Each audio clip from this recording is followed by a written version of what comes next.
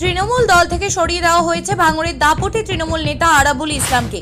তৃণমূল দলের কোনো পদে আর নেই আরাবুল ইসলাম, এমনটাই জানালেন ক্যানিং পূর্বের বিধায়ক শওকত মোল্লা।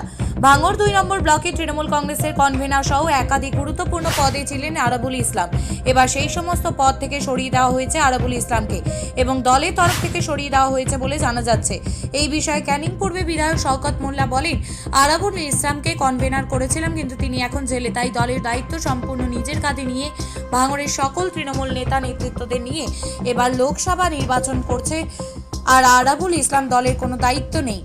আরাবুল ইসলাম এখন শুধু পঞ্চায়েত সমিতির সভাপতি আছে, এমনটাই জানালেন ক্যানিং পূর্বের বিধায়ক শওকত মোল্লা। আরাবুল ইসলামকে আমরা কনভেনার করেছিলাম, ঠিক আছে। আরাবুল ইসলাম জেলে, দলের দায়িত্ব সম্পূর্ণ নিজে কাঁধে নিয়ে সকলকে গোটা ভাঙড় জুড়ে আমাদের যারা তৃণমূল কংগ্রেসের নেতা কর্মী আছে তাদেরকে নিয়ে মূলত আমরা এই নির্বাচনটা করছি। তাদের কারণে আরাবুল ইসলাম কোনো দলের পদে নেই। তিনি কি পঞ্চায়েত সমিতির সভাপতি? হ্যাঁ, পঞ্চায়েত সমিতির সভাপতি আছেন এবং আমি আশা করি যে উনি দলের অনুগত সৈনিক হিসেবে আগামী দিনে কাজ করবেন। যদি আগামী দিনে দলের অনুগত সৈনিক হিসেবে কাজ না করে, পরবর্তী পদক্ষেপ দল থেকে নিশ্চিতভাবে নেওয়া হবে।